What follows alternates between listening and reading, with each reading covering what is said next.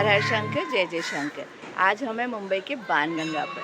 बाणगंगा को मुंबई का काशी भी कहा जाता है और काशी के ही समान बाणगंगा के चारों ओर कई सारे प्राचीन मंदिर हैं।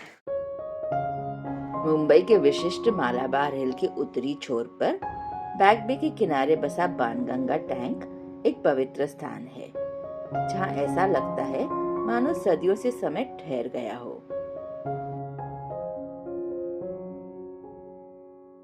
बाणगंगा तालाब की उत्पत्ति पौराणिक कथाओं से जुड़ी है, जो हिंदू महाकाव्य रामायण से संबंधित है। ऐसा माना जाता है कि भगवान राम अपनी पत्नी सीता को राक्षस राजा रावण के चंगुल से बचाने के लिए श्रीलंका जाते समय वहां एक ऋषि का आशीर्वाद लेने के लिए रुके थे। जब उन्हें प्यास लगी तो उन्होंने अपना बाण जमीन में चलाया और गंगा नदी की एक मीठे पानी की सहायक नदी सदर के नीचे से फूट पड़ी। इसीलिए इसका नाम बाणगंगा पड़ा। अब तालाब के बीच में एक खंभा उस स्थान को चिन्हित करता है जहां श्री राम के बाण ने धरती को भेदा था। बाणगंगा तालाब के आसपास का क्षेत्र धीरे धीरे एक तीर्थ स्थल के रूप में विकसित हुआ और यहाँ अनेक मंदिर और धर्मशालाएं बन गईं। यहाँ बसने वाले शुरुआती लोगों में गौड़ सारस्वत ब्राह्मण भी शामिल थे। इनमें से एक शासक हिंदू शिलारा वंश के दरबार में मंत्री थे। 1127 में वर्तमान तालाब और उससे सटे वाल्केश्वर मंदिर का निर्माण उन्होंने करवाया था। 135 मीटर लंबा और 10 मीटर गहरा ये तालाब एक झरने के ऊपर बनाया गया है, जिससे आज भी ताजे पानी का प्रवाह जारी है और आज भी गौड़ सारस्वत ब्राह्मण मंदिर ट्रस्ट इस तालाब और मंदिर का स्वामित्व और प्रबंधन करता है। बाणगंगा तालाब के प्रवेश द्वार के साथ साथ क्षेत्र के महत्वपूर्ण मंदिरों में दीप स्तंभ बने हुए हैं। बाणगंगा तालाब के दोनों ओर संकरी गलियां हैं, जिनके किनारे मंदिर, घर और धर्मशालाएं स्थित हैं।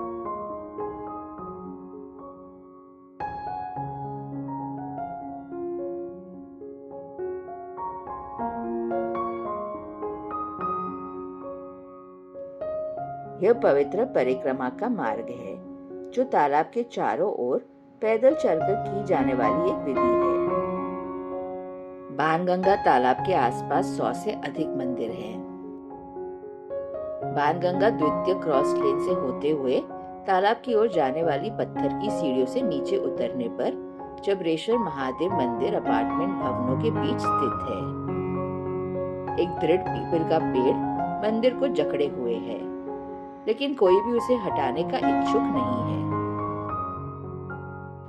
ऐसा माना जाता है कि मंदिर का नाम इसके शक्तिशाली देवता के नाम पर नहीं, बल्कि उस भूमि के नाम पर पड़ा है जिसे 1840 में नथुभाई रामदास नामक एक व्यापारी ने जबरन हथिया लिया था।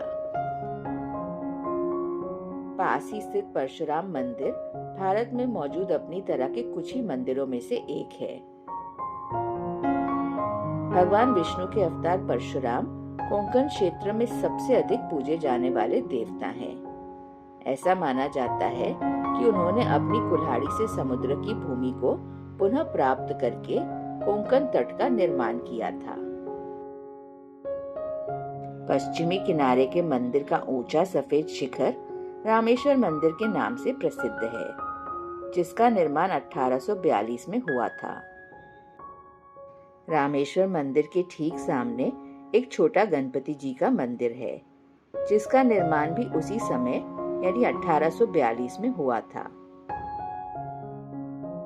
मूल वाल्केश्वर मंदिर को 16वीं शताब्दी में पुर्तगालियों ने नष्ट कर दिया था, जब उन्होंने बॉम्बे द्वीपों पर कब्जा कर लिया और ईसाई धर्म का प्रसार शुरू किया। गौड़ सारस्वत ब्राह्मण के अनुदान से 1715 में मंदिर का पुनर्निर्माण किया गया। तब से इसका कई बार पुनर्निर्माण हो चुका है। बाणगंगा तालाब के उत्तर पूर्वी किनारे पर स्थित वेंकटेश्वर बालाजी मंदिर इस क्षेत्र के सबसे प्राचीन मंदिरों में से एक है। भगवान विष्णु को समर्पित ये मंदिर 1790 में मराठा शैली में निर्मित किया गया था।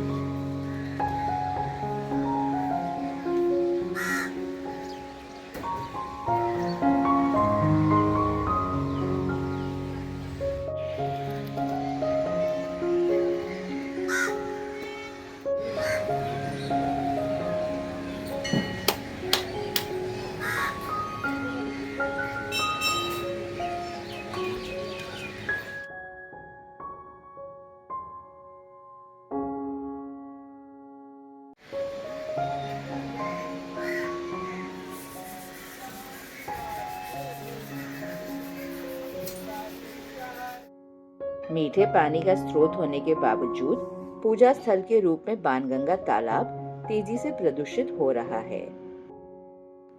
धार्मिक अनुष्ठानों के दौरान इसमें बार बार वस्तुएं फेंके जाने के कारण पानी का रंग गहरा हरा हो गया है, जो स्वास्थ्य के लिए हानिकारक है।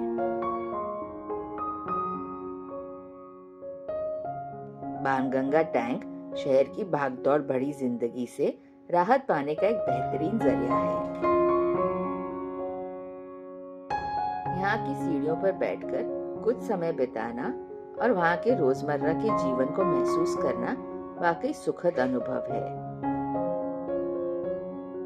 बाणगंगा टैंक दक्षिण मुंबई के मालाबार हिल स्थित वालकेश्वर में है। यदि आप मुंबई लोकल ट्रेन से यात्रा कर रहे हैं तो पश्चिमी लाइन पर निकटतम रेलवे स्टेशन चर्नी रोड और ग्रैंड रोड है।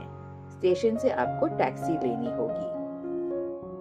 जल्द मिलेंगे ऐसे ही किसी और देव स्थान पर। तब तक के लिए खुश रहिए और हमेशा की तरह जपते रहिए। हर हर महादेव।